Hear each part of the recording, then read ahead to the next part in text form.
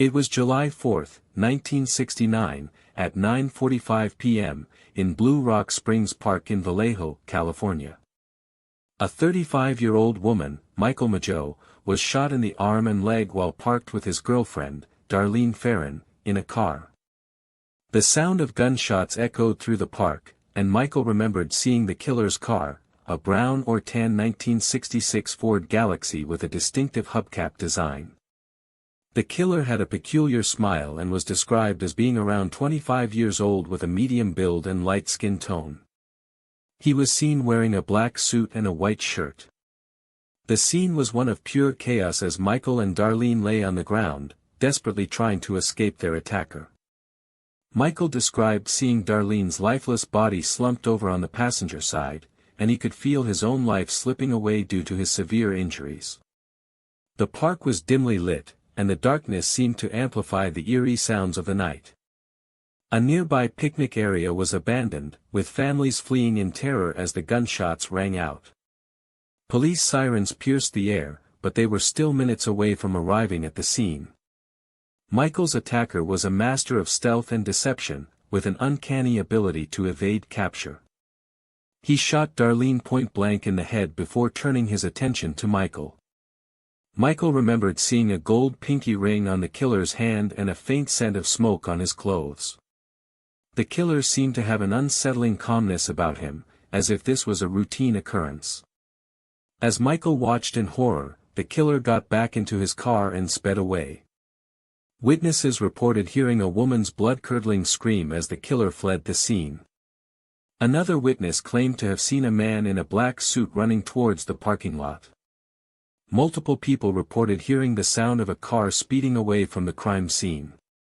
Parkgoers scrambled to get away from the shooting, leaving behind their picnics and belongings.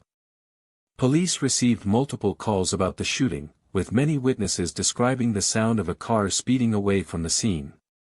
Before we go further, hit subscribe and the bell.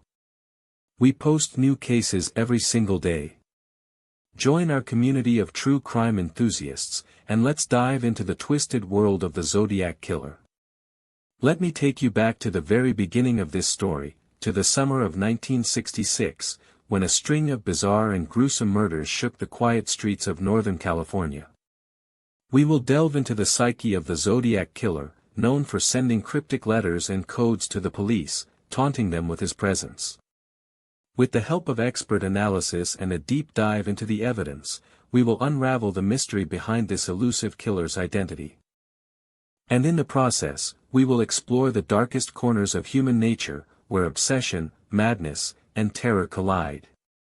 The central person in this case is Arthur Lee Allen, a 39-year-old resident of Vallejo, California. However, it was his name that would later become inextricably linked with that of the notorious Zodiac Killer. Allen was a married man with 2 children, and he worked as a teacher at a local school. His home life seemed ordinary, but there were whispers of a darker side to his personality. On the surface, Allen appeared to be a quiet and unassuming man. Allen's daily life was marked by routine, with a job that allowed him to interact primarily with children and a wife who seemed to adore him.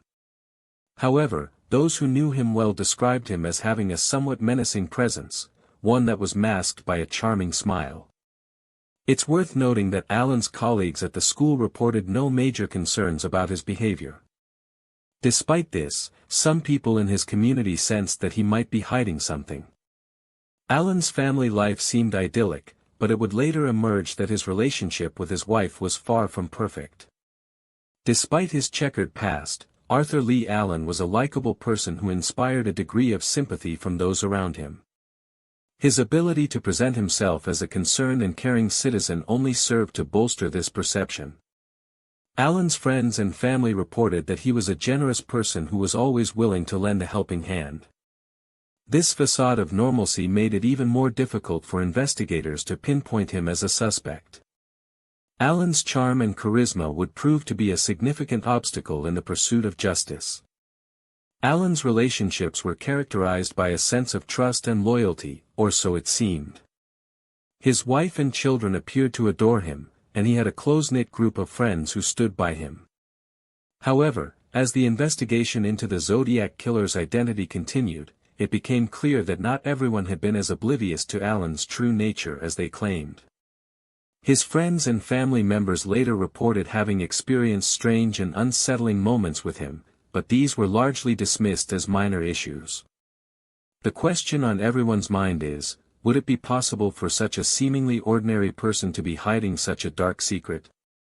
It was a typical summer evening, July 4, 1969, at 9:45 p.m., in Benicia, California. A small town located in the San Francisco Bay Area, surrounded by rolling hills and scenic views. The sun had just set, casting a warm orange glow across the sky. A gentle breeze carried the smell of barbecues and fireworks through the air. It was a night that would be etched in the memories of the residents of Benicia for years to come.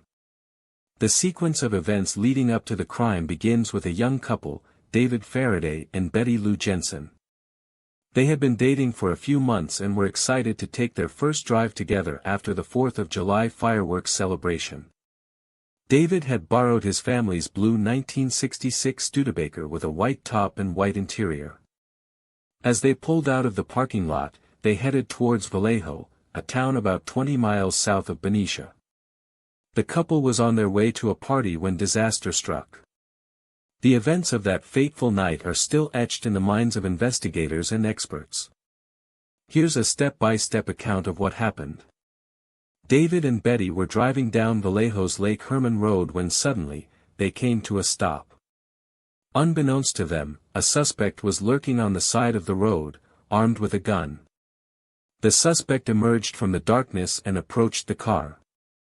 A shot rang out, hitting David in the head. In the chaos that followed, Betty was also hit, and she suffered fatal injuries. The killer then made his escape, leaving behind a trail of blood and terror. The most shocking single detail of this crime is the brutal and seemingly motiveless nature of the attack. The killer showed no remorse for his actions, leaving behind a trail of evidence that would haunt investigators for decades. The brutality of the crime stunned the community and left many with questions. How could someone be so cold-blooded? What drove him to commit such a heinous act? As we delve deeper into the case, we will examine the motives and the evidence left behind, but for now, let's just say that the level of brutality is something that continues to haunt us to this day. Comment below, what do you think really happened here? Did the killer act alone, or was there a partner in crime? What drove him to such extreme violence? Theories and speculations are endless, and it's up to you, our viewers, to weigh in. As the scale of the crime becomes clear, investigators were faced with a daunting task. They had to piece together the events of that fateful night to try and identify the killer. But the more they learned, the more they realized that this was no ordinary crime. The killer had carefully planned and executed his attack, leaving behind a trail of cryptic clues that would lead investigators on a wild goose chase. And now, as we begin to investigate this heinous crime, we have a tantalizing question to answer. Who was the Zodiac Killer, and what drove him to commit such a heinous act? In the next part of our series, we will explore the early investigations and the first leads that surfaced. But for now, let's take a moment to reflect on the events of that fateful night, and the questions that still linger in our minds. Was justice served, or did the Zodiac Killer get away with murder? The answer will have to wait until the end of our series. Stay tuned. It was April 20, 1969, when police first received a letter from the Zodiac Killer. The letter was cryptic, but it mentioned the killer's involvement in the Paul Stine murder, which had taken place just days earlier. The police department scrambled to respond, setting up a task force to investigate the crime. The task force, known as the Zodiac Task Force, was led by Inspector Dave Toschi and would go on to play a key role in the investigation. The police were under pressure to catch the killer before he struck again. The key piece of evidence that changed everything was the Zodiac Killer's signature, his cryptogram. The cryptogram, a coded message sent to the San Francisco Chronicle, was a complex series of letters and symbols that the killer claimed would reveal his identity. It wasn't until March 22, 1967, that the Chronicle received the cryptogram, and it wasn't until 1970 that the code was finally cracked.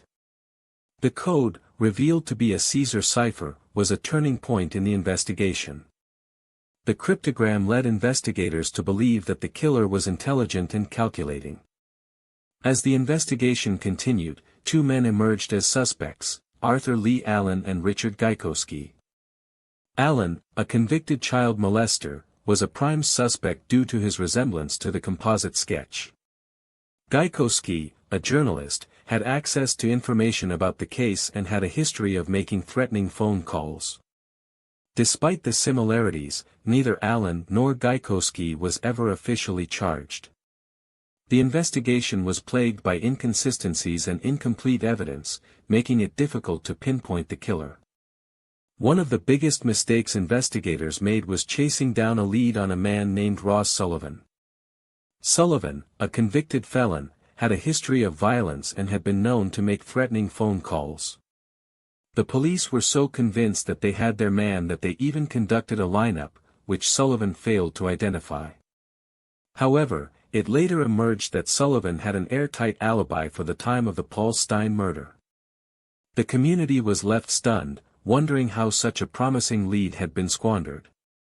As the months went by, hope began to fade that the killer would ever be caught. We've spent nearly an hour piecing together the life and crimes of the Zodiac Killer, but tonight, we're about to drop a twist that nobody predicted.